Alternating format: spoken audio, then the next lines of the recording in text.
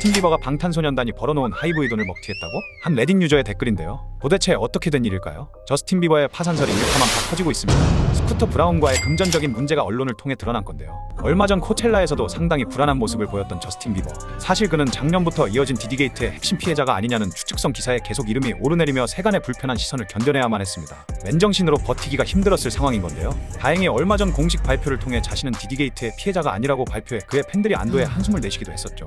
그럼에도 불구하고 곧 이어진 그의 파산위험 소식은 다시 대중들을 깜짝 놀래켰는데요. 이 소식은 저스틴 비버가 오랜 기간 동안 함께 일했던 그의 매니저 스쿠터 브라운과 금전적인 분쟁을 겪으며 세상에 알려지기 시작했습니다. 스쿠터 브라운과 저스틴 비버는 뗄래야 뗄 수 없는 관계인데요. 스쿠터 브라운이 유튜브에서 13살의 비버를 보고 바로 계약을 추진해 슈퍼스타로 성장시킨 건 아주 유명한 이야기이죠. 또한 이러한 비버의 성장으로 인해 스쿠터 브라운도 업계의 거물로 성장하며 아리아나 그란데, 데미 로바토 등의 아티스트까지 영입하여 전성기를 보내게 됩니다. 그렇게 스쿠터 브라운은 기업가로 성장하게 되는데요. 미국 시장 진출을 준비하던 하이브가 스쿠터 브라운의 이타카 홀딩스를 10억 5천만 달러, 즉 하나 1조 2천억 원에 인수한 겁니다. 그리고 스쿠터 브라운은 하이브 아메리카의 CEO로 임명됩니다. 저스틴 비버는 2022년 저스티스 월드 투어를 시작하면서 AEG를 통해 4천만 달러, 즉 560억 원 상당의 금액을 선지급받게 됩니다. 이 금액은 월드 투어를 정상적으로 마친다는 가정하에 비버의 몫으로 산정되어 지급된 금액이었죠. 하지만 저스티스 투어는 전 세계 6개 대륙에서 124회 예정되었던 계획과는 달리 50회도 채우지 못한 채 49회차 브라질 공연을 끝으로 중단되었는데요. 표면적인 이유는 비버의 건강 문제였습니다. 람세이 헌트 증후군이라는 안면마비가 발생한 건데요. 비버는 2023년까지 예정되었던 모든 일정을 취소하고 치료에 전념한다고 밝혔습니다. 하지만 이는 저스틴 비버의 재정 상황에 엄청난 타격을 입히게 됩니다. 4천만 달러를 선지급했던 AEG는 2,600만 달러를 다시 돌려달라고 요구했죠. 저스틴에게 현금이 없는 걸 알았던 스쿠터 브라운은 그 빚을 대신 갚아줍니다. 아시다시피 스쿠터 브라운은 하이브 아메리카 CEO를 맡고 있죠. 하이브의 돈으로 저스틴 비버의 빚을 갚아준 겁니다. 그리고 그 금액은 10년에 걸쳐 천천히 갚는 조건을 걸었다고 합니다. 결국 이런 재정 악화로 인해 2022년 12월 저스틴 비버는 자신이 소유했던 음원의 권리들을 모두 매각했다고 전해졌는데요.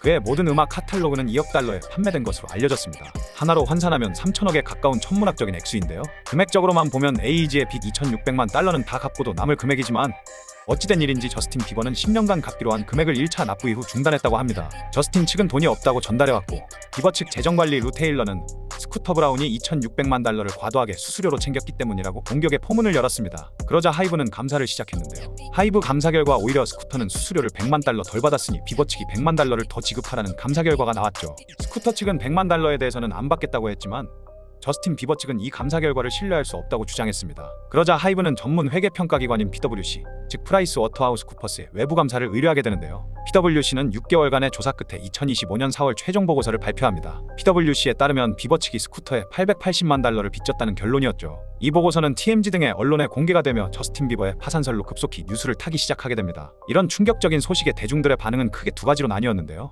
이러한 기사들이 모두 스쿠터 브라운이 만들어 배포한 보도자료들일 거라는 주장입니다. 스쿠터 브라운은 테일러 스위프트와도 상당한 잡음을 냈던 인물입니다. 그는 테일러 스위프트의 앨범 6장의 권리를 소유한 빅머신을 인수했고 테일러는 그 권리를 자신이 구매하려 애를 썼지만 끝내 거절당하거나 말도 안 되는 조건을 제시받았다고 했는데요.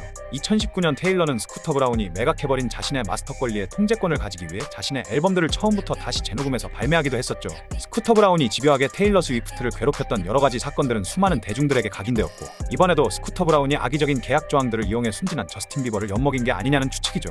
하지만 저스틴 비버의 잘못을 지적하는 여론도 상당히 거셉니다. 저스틴 비버는 AEG의 빚을 갚지 않은 2023년 코첼라밸리에 1,600만 달러의 별장을 구입한 사실이 드러났기 때문인데요. 또한 그는 자동차 2시간 거리도 헤일리 비버와 개인 제트기를 타고 다녔다고 하는데요.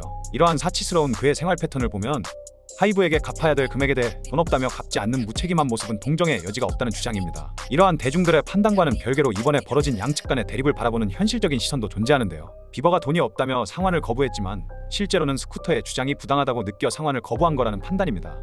비버 측은 스쿠터 브라운이 과도한 수수료를 챙기고 자신을 과잉 착취했다고 주장하고 있다는 건데요. 돈이 없다기보단 이건 내가 갚을 이유가 없다고 주장한다는 거죠.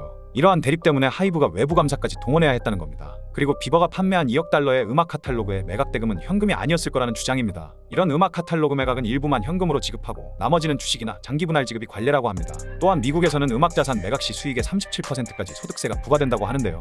여기에 법무팀과 회계사 소속사 매니지먼트 수수료 등까지 제하고 나면 절반도 채 남지 않을 수도 있다고 합니다. 또 법적 소송에 대비할 경우인데요. 보통 미국 엔터테인먼트 산업에서 이런 거액의 이해관계가 대립하는 경우에는 소송 끝에 최종 정산 금액이 결정되는 경우가 많습니다. 따라서 비버 측은 이러한 소송을 대비해 스쿠터 브라운 측과 감정적인 거리두기를 시작했고 법적 소송에 여지를 남겨두기 위해 상환을 거부한 것으로 보인다는 겁니다. 이런 미국 탑스타들의 소식에 한국의 기업이 개입되어 있으니 참 묘한 기분이 드는데요. 지금까진 이 정도 상황입니다. 또 새로운 소식이 나오면 자세하게 전달해 드리겠습니다.